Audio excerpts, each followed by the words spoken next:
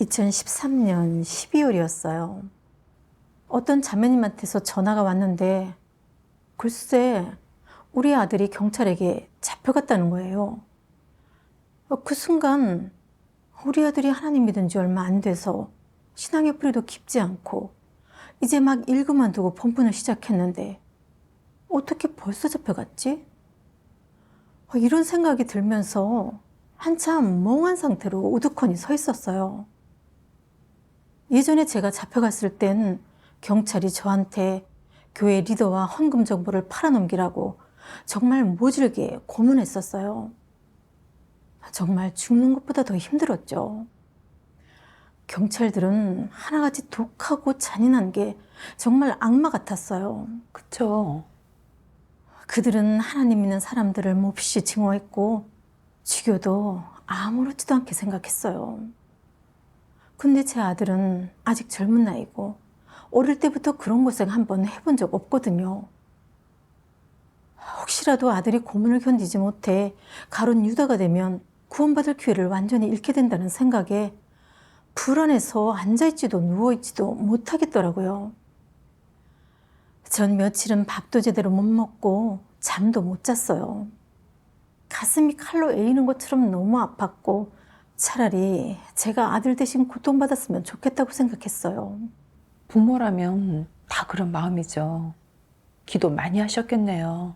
네, 그때 저는 정말 쉼없이 하나님께 기도했어요. 우리 아들 좀 보살펴 주시고 지켜달라고요. 그러면서도 마음에서는 불평이 나왔어요. 하나님 믿은 지 얼마 안 된 애가 집을 떠나 본분을 이행하고 있는데 왜 하나님은 애를 보살펴 주지 않으셨을까? 혹시 경찰이 아들을 불구로 만들면 애가 앞으로 어떻게 살아갈까?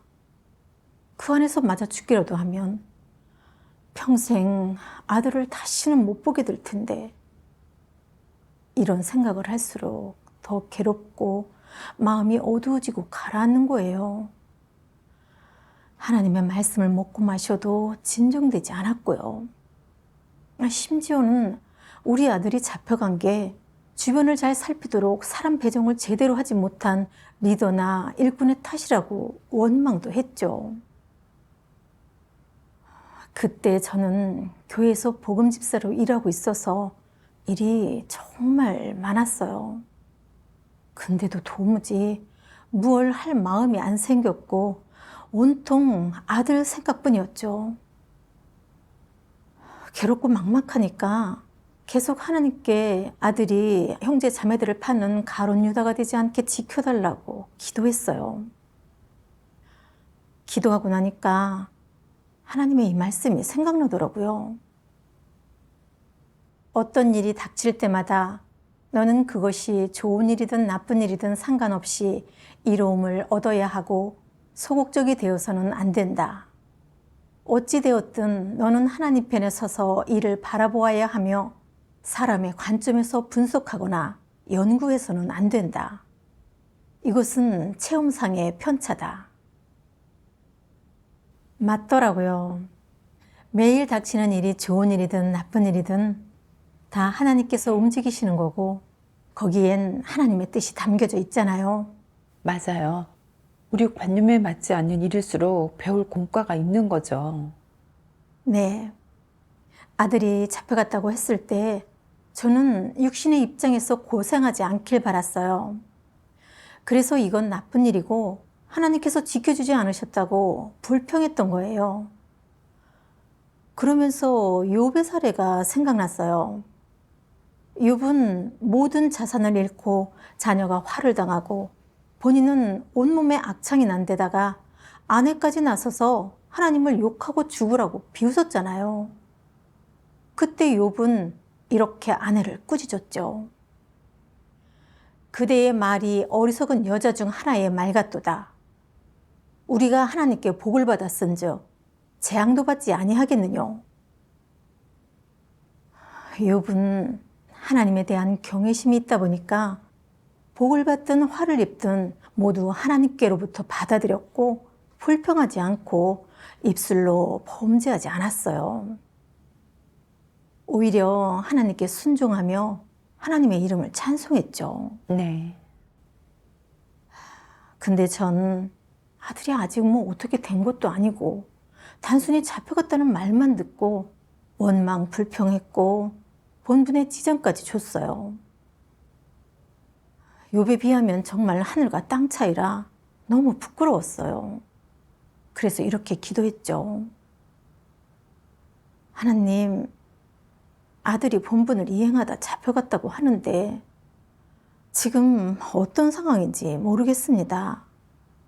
저는 아들이 가룟 유다가 되어 나중에 벌을 받을까 봐 걱정됩니다. 하나님, 저는 지금 몹시 괴롭습니다. 본분할 때 내적 상태에 지장이 갈 정도입니다. 제가 자신의 문제를 반성하고 인식할 수 있도록 이끌어 주십시오. 아멘. 기도하고 나서 하나님의 이 말씀을 보게 됐어요. 전능하신 하나님 말씀. 나는 사람에게 감정을 표출할 기회를 남겨두지 않는다. 내게는 감정이 없기 때문이다. 사람의 감정에 대한 나의 증오는 이미 상당한 수준에 이르렀다. 사람은 사람과의 정 때문에 나를 한쪽에 밀쳐두었고, 그로 인해 나는 사람의 눈에 제3자가 되었다.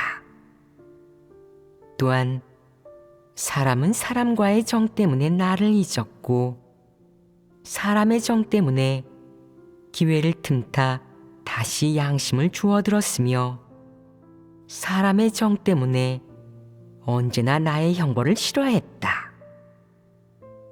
사람은 정 때문에 늘 내가 공정하지도 의롭지도 않다고 말하고, 내가 일을 처리할 때 인정사정 봐주지 않는다고 말한다. 설마 땅에 내 친족이라도 있단 말이냐? 누가 나처럼 내 모든 경륜을 위해 침식을 잊고 밤낮으로 애썼더냐? 사람이 어찌 하나님과 비교할 수 있겠느냐?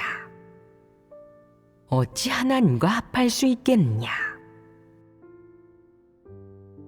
사람은 모두 정 속에서 살고 있다고 말이다.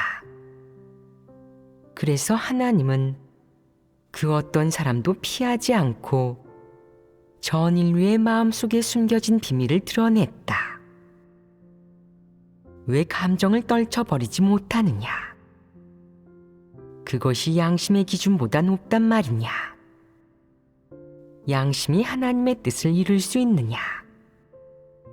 감정이 난관을 헤쳐나가는 데 도움을 줄 수 있느냐? 하나님의 눈에 감정은 하나님의 원수다. 설마 하나님이 이를 명확히 말씀하지 않았단 말이냐? 아멘. 아멘. 이 말씀을 보니까 하나님은 사람이 정에 휘둘려 사는 걸 싫어하시더라고요. 그리고 인간이 정에 휘둘리게 되면 온통 육의 가족과 자기 이익만 생각할 뿐 진리나 하나님의 뜻을 전혀 구하지 않고 모든 천사가 하나님을 대적하게 된다는 걸 알게 되었어요. 맞아요. 제가 딱 그런 경우였어요. 아들이 잡혔다는 소식을 듣자마자 제일 먼저 생각한 건 경찰들이 분명히 아들을 때릴 거고 하나님을 부인하고 교회 리더들의 정보를 팔라고 협박할 거라는 거였어요. 혹시라도 아들이 고문을 못 견디고 가룟 유다가 되면 구원받을 기회를 잃게 될 거고 나중에 복도 못 받고 지옥에서 벌을 받게 될까 봐 너무 걱정됐어요. 또 만약에 경찰이 아들을 때려서 불구로 만들면 아직 어린데 앞으로 어떻게 살까 싶었고 고문당해 죽기라도 하면 아들을 영영 잃게 되는데 그게 겁났죠. 이런 심각한 결과들을 생각하니까 자연히 하나님에 대해 원망이 생기더라고요. 하나님께서 왜 내 아들을 지켜주시지 않았냐는 불평을 하면서 심지어 하나님께 따지고 대든 거예요. 저한테는 이성이라고는 전혀 없고 인성도 조금도 없었어요. 보니까 사람이 정에 휘둘려 살면 언제든지 하나님을 대적할 수 있더라고요. 그러니까 하나님께서 감정은 하나님의 원수라고 말씀하신 거죠. 맞아요. 감정적이면 하나님께 순종하기 어렵죠. 네. 그 후에 찾고 구하는 과정에서 하나님의 이 말씀도 보게 됐어요. 전능하신 하나님 말씀. 나는 하나님이 우리를 인도하여 가게 하는 길이 곱게 뻗은 순탄대로가 아니라 가파르게 굽이지고 울퉁불퉁한 길처럼 느껴진다. 게다가 하나님은 험난한 길일수록 우리의 사랑을 더 극명하게 보여줄 수 있다고 말씀하셨다. 하지만 우리 중에 그 길을 개척할 수 있는 사람은 아무도 없다. 나 또한 지나온 날들을 돌아보면 험난하고 순탄치 않은 길을 많이 걸었으며 크나큰 고통도 감내하였다. 심지어 때로는 가슴 찢어질 정도로 슬퍼서 크게 소리치고 싶은 적도 있었지만 그래도 오늘날까지 걸어왔다. 나는 이것이 하나님이 인도하시는 길이라고 믿는다. 그러므로 모든 괴로운 고통을 참며 나아가는 것이다. 하나님이 정해놓은 것일진데 누가 벗어날 수 있을까? 나는 복받는 것 따위는 원하지 않는다. 오직 하나님의 뜻에 따라 내가 가야 할 길을 가기만을 바랄 뿐이다. 나는 다른 사람을 따라가거나 그들의 길로 가고 싶지 않다. 오로지 충성을 다하며 내가 가야 할 길을 끝까지 갈 수 있기만을 바랄 뿐이다. 나는 다른 이의 도움을 원하지 않는다. 솔직히 나 또한 다른 사람을 도와줄 수 없다. 다른 사람은 어떻게 생각할지 모르겠지만 왠지 나는 이 부분에서 매우 예민한 것 같다. 나는 항상 한 사람이 얼마나 많은 고통을 받아야 하는지, 얼마나 많은 길을 가야 하는지는 모두 하나님이 정해놓으신 것이라 그 누구도 누구를 도와줄 수 없다고 생각하기 때문이다. 아멘. 아멘. 이 말씀을 보면서 깨닫게 됐어요. 사람이 살면서 받아야 할 고난이나 겪어야 할 환경은 다 하나님께서 미리 정해 놓으셨더라고요. 그러니까 제가 할 일은 아들을 하나님의 손에 맡기고 하나님의 주제 안배에 순종하면 되는 거더라고요. 그게 제가 갖춰야 할 이성과 해야 할 실천이었어요. 네. 아들은 믿은 지 얼마 안 돼서 하나님과 진리를 증오하는 큰 불균형의 실체를 제대로 분별하지 못했어요. 그러니까 이렇게 잡혀가서 고난받는 것에도 하나님의 아름다운 뜻이 있고 아들이 배워야 할 공과가 있더라고요. 맞아요. 또 생각해 보니까 많은 형제자매들도 큰 붉은 용에게 붙잡혀 박해받으면서 정말 많은 고난을 겪었지만 그 고난이 하나님에 대한 진정한 믿음이 생기는 계기가 됐죠. 다들 고통과 환난 속에서 감옥에서 평생 썩을지언정 하나님을 배신하지 않았어요. 육과 사탄을 이겨 결국 하나님을 위해 아름답고 울림 있는 증거를 남겼죠. 맞아요. 그게 다 소중한 경험이죠. 네. 또 제가 붙잡혔던 때도 생각났어요. 그 당시 육적으로 고난을 받았죠. 혹독한 고문을 겪을 때 두렵고 나약했지만 하나님께 기도했을 때 하나님께서 말씀으로 저를 이끌어주고 인도해 주셔서 하나님에 대한 믿음이 더 커졌거든요. 그 경험을 하고 나서 하나님을 대적하는 큰 불근욕의 사악한 실체를 분별하게 됐어요.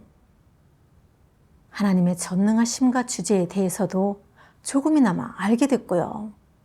하나님께 감사하네요.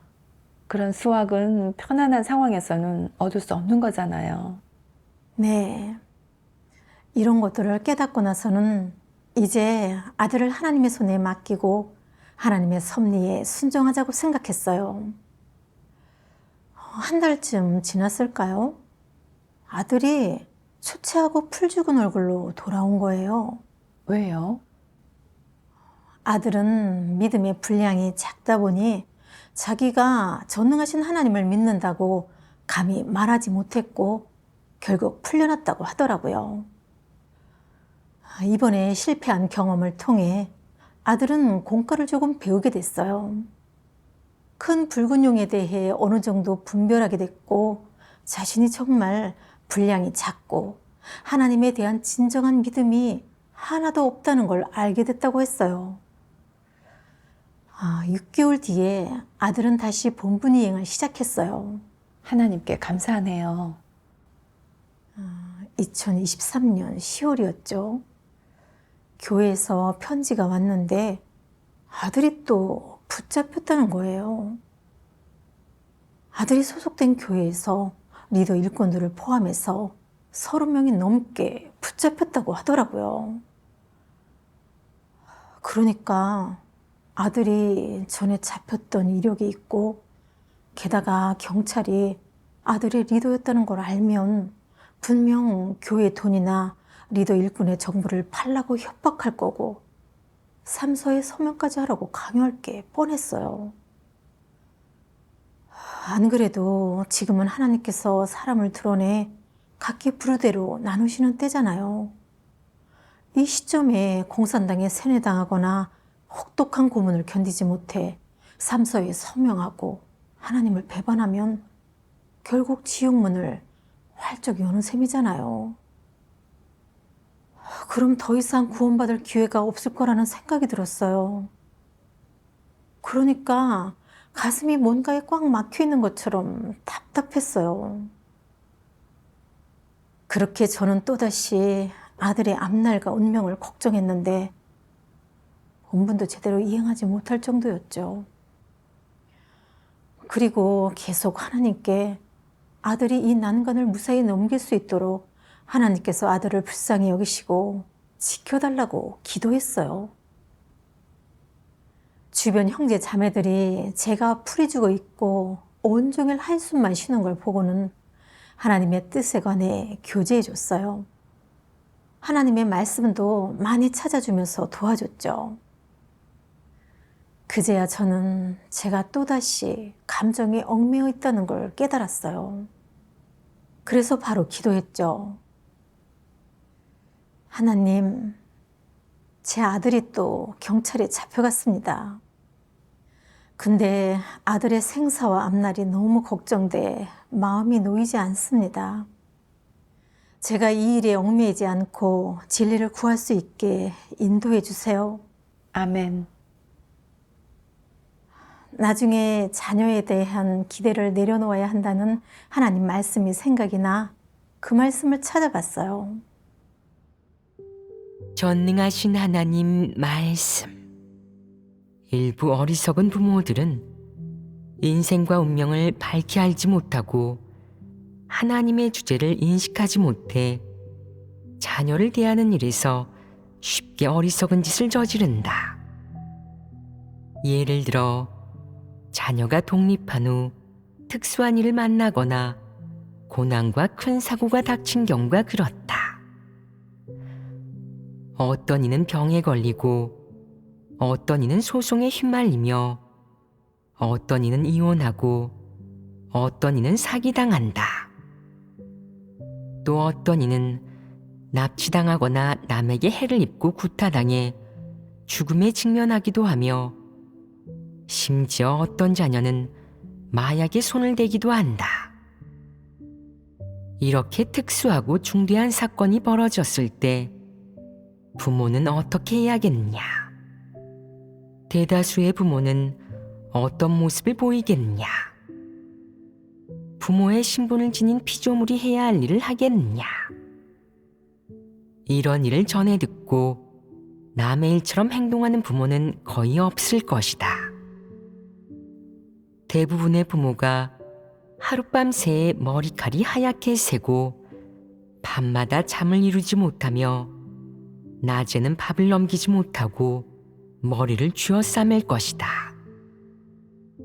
또 어떤 이는 하염없이 울어서 눈이 시뻘겋게 충혈되고 눈물마저 말라버린 채 하나님을 믿는 자신을 봐서 좀 봐달라고, 자기 자식을 지켜달라고, 자녀에게 죽을 고비가 닥쳤을 때 자녀의 목숨을 구해달라고 하나님께 계속 기도할 것이다. 이런 상황이 되면 부모로서 인성적인 연약함과 유약함, 그리고 자녀에 대한 정이 전부 드러난다.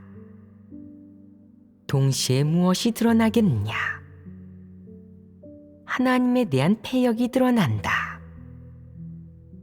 그는 하나님께 자기 자식에게 어떤 재앙도 닥치지 않게 해달라고, 설령 재앙이 닥치더라도 그 아이가 죽지 않고 위험에서 벗어나게 해달라고, 악인에게 해를 입지 않게 해달라고, 병세가 심해지지 않고 호전되게 해달라는 등 이런 것을 구하고 기도할 것이다. 그는 무엇을 구하는 것이냐? 그의 그런 기도는 하나님께 요구하는 것이며 또 원망이 들어 있습니다. 한편으로 그는 자기 자식에게 그런 일이 닥친 것에 몹시 불만을 품고 그런 일이 닥치지 않게 해야 했다며 하나님을 원망한다. 불만 속에 원망이 들어있는 것이다. 그 후에는 하나님에게 생각을 바꾸어 그렇게 하지 말라고, 자기 자식이 위험한 상황에서 벗어나 평안해지게 해달라고 구한다. 병에 걸렸다면 낫고 소송에 휘말렸다면 그 상황이 마무리되고 화를 당했다면 화근이 사라지게 해달라고, 즉 모든 것이 평화롭고 순조롭게 해달라고 말이다. 이런 기도는 한편으로는 하나님을 원망하는 것이고 다른 한편으로는 하나님에게 요구하는 것이다. 이는 패역한 모습 아니겠느냐? 그의 말에 담긴 속내는 하나님이 그렇게 하는 것이 옳지도 좋지도 않으며 그렇게 해서는 안 된다는 것이다. 그는 네 자식이고 너는 하나님을 믿으니 하나님은 그에게 그런 일이 닥치게 해서는 안 된다고. 그는 다른 사람의 자식과는 달리 하나님의 특별한 축복을 받아야 한다고. 하나님을 믿는 너를 봐서라도 하나님은 그를 축복해줘야 한다고 말이다. 만약 하나님이 그를 축복해주지 않는다면 너는 괴로워하고 울고 소란을 피우며 하나님을 따르지 않을 거라고. 그가 죽는다면 너도 못 산다고 말이다. 이런 의미 아니겠느냐? 이는 하나님께 항의한 것 아니겠느냐? 이는 하나님께 항의하는 것이다. 하나님이 누구의 운명을 지배하고 주재하든 너와 관계가 없으면 괜찮고 내 아이의 운명을 주재해서는 안 되는 것이냐? 하나님이 보기에 모든 인류는 하나님의 주재 아래에 있으며 누구도 하나님 손의 주재와 안배에서 벗어날 수 없다. 그런데 왜 내 아이만 예외란 말이냐? 하나님의 주재에는 그의 정함과 계획이 있다. 네가 바꾸고 싶다고 그게 되겠느냐? 그러니 어리석은 일이나 비이성적인 일을 저지르지 마라. 하나님이 어떻게 하든 다 전생의 인과가 있다. 그것이 너와 무슨 관계가 있겠느냐? 네가 하나님의 주제에 대항한다면 죽음을 자초하는 것이다. 네 자녀에게 그런 일이 닥치지 않기를 바라는 것은 감정일 뿐 정의도 긍휼도 선량함도 아니다. 그것은 그저 감정의 작용에 불과하다. 사람과 사람 간의 진정한 관계는 육적인 혈연관계가 아니라 하나님이 만든 하나의 생명체와 다른 생명체 사이의 관계이다. 그 관계는 육적으로도 혈연으로도 얽혀 있지 않다. 그저 독립된 두 생명체일 뿐이다. 이런 각도에서 생각한다면 부모로서 자식에게 불행이 병고가 닥치거나 혹은 생명이 위험한 상황이 닥쳤을 때 그런 일을 올바로 마주해야지 자식의 불행이나 죽음 때문에 자신에게 남은 생존의 시간을 버려서는 안 되고 자신이 걸어가야 할 길이나 완수해야 할 책임과 의무를 버려서도 안 된다. 이 일은 올바로 마주해야 한다. 내가 올바른 사상 관점으로 이 일을 밝히 할 수 있다면 절망과 비통, 그리움 속에서 금방 빠져나올 수 있을 것이다. 아멘. 아멘. 하나님의 말씀을 보면서 깨달았어요. 사람과 사람 사이는 원래 아무런 관계도 없는 독립적인 생명체라는 거예요. 영원히 환생해 이 물질적 세상에 와야 가족이 생기면서 부부, 부자, 모녀 사이 같은 관계가 형성되는 거였죠. 단순히 인간의 본질만 놓고 보면 본래는 아무런 관계도 없는 거였죠. 네. 다만 사람은 이를 깨달아보지 못해서 육적인 혈연관계나 정을 무엇보다 중요하게 여기는 거죠. 그래서 자녀가 재앙이나 질병을 겪거나 생명의 위험에 처하게 되면 부모는 정에 사로잡혀 죽을 만큼 힘들어하는 거죠. 맞아요. 사실 사람이 어떤 길을 걷고 어떤 운명을 가질지는 모두 하나님께서 이미 다 정해놓으신 거지 부모가 어떻게 할 수 있는 게 아니더라고요. 그쵸. 저희 동네 이웃이 생각나더라고요. 그 부부는 정말 평생 검소하게 살면서 힘들게 번 돈을 다 딸한테 쏟아부었어요. 딸을 명문학교에 보내서 최고 교육을 받게 했는데 나중에 딸이 안정적인 직장에 들어가 걱정 없이 살기를 바랐어요. 근데 그 집 딸은 바른 길로 가지 않고 어린 나이에 마약에 손을 대는 바람에 결국 마약 밀매로 13년형을 선고받았어요. 그때 그 부부는 거의 무너지다시피 했죠. 자녀가 어떤 길을 걷게 될지는 교육으로 정해지는 게 아니죠. 맞아요. 또 제가 아는 젊은 자매의 부모님은 계속 외지에서 일하시다 보니 어린 그를 큰 집에 맡겼는데 공부를 한 번도 돌봐준 적이 없었대요. 근데 그 자매는 대학에 갔죠. 그리고 큰 집을 따라 하나님을 믿게 됐고 지금은 본분을 이행하면서 바른 인생길을 걷고 있어요. 하나님께 감사하네요. 네. 이처럼 사람이 어떤 길을 걷게 될지는 부모의 관심과 교육이랑은 아무런 관련이 없는 거고 부모가 바꿀 수 있는 게 아니더라고요. 맞아요. 정말 그래요. 근데 전 이걸 제대로 알지 못하다 보니까 계속 아들의 미래를 걱정하면서 제 본분도 제대로 이행하지 못하고 하나님 말씀을 먹고 마실 때조차 집중하지 못했어요. 그저 아들이 고문을 견디지 못해 하나님을 배반해서 구원의 기회를 잃을까 봐 걱정했죠. 더군다나 하나님께 아들을 마귀의 혹독한 고문으로부터 보호해 주시고 무사히 난간을 이겨낼 수 있게 해달라고 기도까지 했어요. 정말 이성적인 모습이 너무 없었어요. 우리가 소극적이 되는 배후에는 사실 하나님에 대한 불만이 있는 것이죠. 네. 가만히 생각해보면 아들이 처음 잡혀갔을 때는 분량이 작아서 하나님을 믿는다는 사실을 인정하지 않아 증거를 서지 못했어요.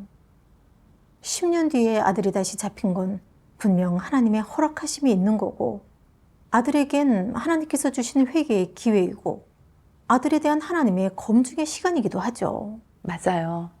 증거할 수 있는 기회이기도 하고요. 네. 이번에 아들이 큰 붉은 용의 어둠의 권세를 이기고 목숨을 걸고 하나님 편에 굳게 선다면 이번에 잡혀간 건 정말 의미 있는 거고, 아들도 온전히 되는 계기가 될 수 있는 거죠. 근데 전 정에 치우쳐 이를 바라봤지 하나님의 뜻은 찾지 않았어요. 그저 고난받지 않는 편한 환경이 아들한테 이롭다고 생각했는데, 이를 바라보는 제 관점은 전혀 하나님의 뜻에 부합하지 않았죠. 너무 그릇되고 어리석었어요. 제 아들이 이번에 굳게 설 수 있을지 없을지는 아들의 본질과 평소의 추구, 그리고 가고 있는 길과 관련되는 거잖아요. 근데 제가 아들의 앞날 때문에 안절부절 못하며 괴로움에 빠져 있는 건 안 되는 일이었죠. 이걸 깨닫게 되니까 마음이 한결 가벼워졌어요. 하나님께 감사하네요. 그리고 하나님의 뜻을 구하면서 이 말씀을 보게 됐어요. 전능하신 하나님 말씀. 부모가 한 사람의 일생에서 맡는 책임은 출산과 부양 외에 형식상으로 그 사람이 성장할 수 있는 환경을 제공해 주는 데 그칠 뿐이다. 모든 사람의 운명은 오직 창조주의 예정과 관련이 있기 때문이다. 사람에게 어떤 미래가 있을지는 누가 좌지우지할 수 있는 것이 아니라 이미 오래전에 정해져 있는 것이다. 부모조차 한 사람의 운명을 바꾸지는 못한다. 운명에 관한 한 모든 사람은 독립적이고 각자의 운명을 가지고 있다. 따라서 누구의 부모도 한 사람의 일생의 운명을 막을 수 없고, 그가 현생에서 맡은 역할을 해내는데 조금도 힘을 보태줄 수 없다. 다시 말해, 어떤 가정에서 태어나고 어떤 환경에서 성장할지, 이는 현생의 사명을 완수하기 위한 전제 조건일 뿐, 그것이 운명을 조금도 결정할 수 없고, 어떤 운명 속에서 사명을 완수하게 될지도 전혀 결정할 수 없는 것이다. 따라서 부모는 한 사람이 현생의 사명을 완수하는 데에 도움을 줄 수 없고, 가족들 역시 그가 현생의 역할을 수행하는 데에 보탬이 되지 못한다. 사람이 자신의 사명을 어떻게 완수하게 될지, 어떤 생존 환경에서 자신의 역할을 수행하게 될지는 완전히 현생의 운명에 달려 있다. 즉, 창조주가 정한 모든 사람의 사명은 그 어떤 객관적인 조건의 영향도 받지 않는다. 모든 사람은 각자 특정 성장 환경에서 성숙해지고 한 걸음 한 걸음 자신의 인생길에 들어서며 창조주가 정해놓은 운명을 조금씩 실현하게 된다.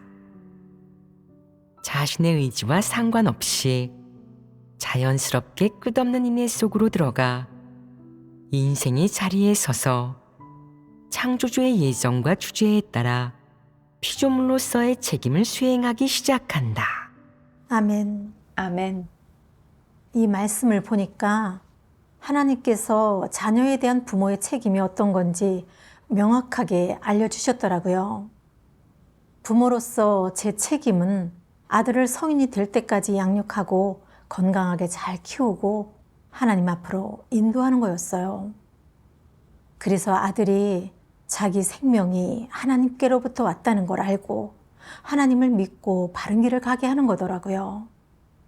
이게 부모된 제 도리이자 의무라는 걸 알게 됐죠. 네. 하지만 아들이 잡혀간 후에 과연 굳게 설 수 있을지, 앞으로 어떤 종착지가 있게 될지, 복을 받을지 벌을 받을지는 제가 결정할 수 있는 부분이 아니죠. 저는 피조물로서 하나님의 섭리를 이성적으로 받아들이고 순종해야 하는 거죠. 그게 하나님의 뜻에 합당하고요. 맞아요. 우린 자기 운명도 관장할 수 없잖아요. 근데 어떻게 내 자녀의 미래와 운명까지 바꿀 수 있겠어요? 우리가 할 수 있는 건 욥을 본받아 자녀를 하나님께 맡기고 하나님의 주제와 안배에 순종하는 거예요. 네. 이걸 깨닫게 되면서 마음이 완전히 해방받았어요. 제 아들이 굳게 서든 서지 못하든 앞으로 복을 받게 되든 화를 입게 되든 저는 하나님께 순종하기로 했어요. 아멘. 지금도 아들을 생각하면 조금 걱정이 되긴 하지만 이제는 내적 상태가 영향받지 않고 정상적으로 본분을 이행하게 됐어요. 하나님께 진심으로 감사드려요. 하나님께 감사하네요. 자매님의 체험이 너무 도움이 됐어요. 정말 동기부여가 되네요.